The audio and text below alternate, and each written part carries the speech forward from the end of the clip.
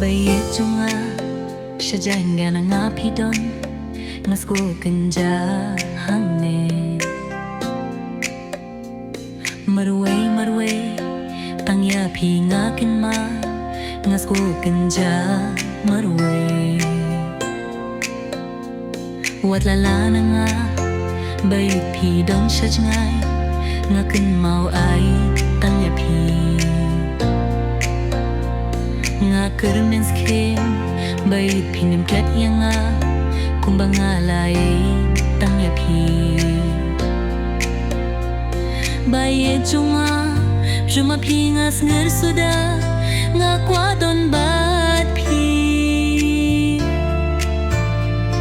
to wan ba ai to wan hasinda chunga bat phi nga trong da shisha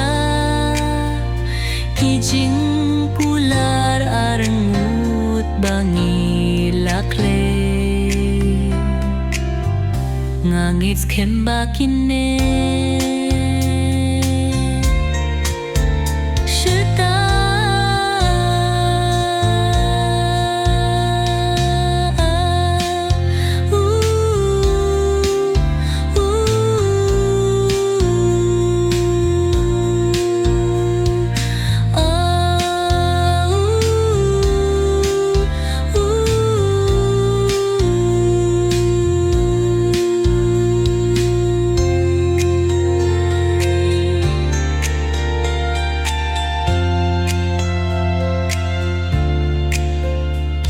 bayi chunga shajai ngar ma pidon ngasnu Kynjah hangne marwe tangya phi ga kinma ngasnu Kynjah marwe bayi chunga kinga phi ngas ngol suda nga kwa don bat phi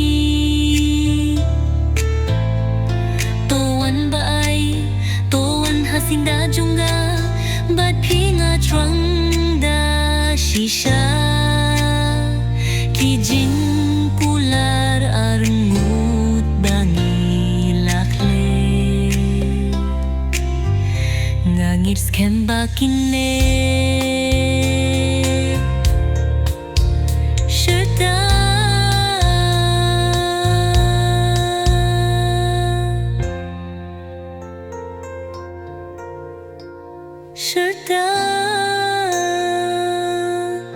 ngangit skem bakine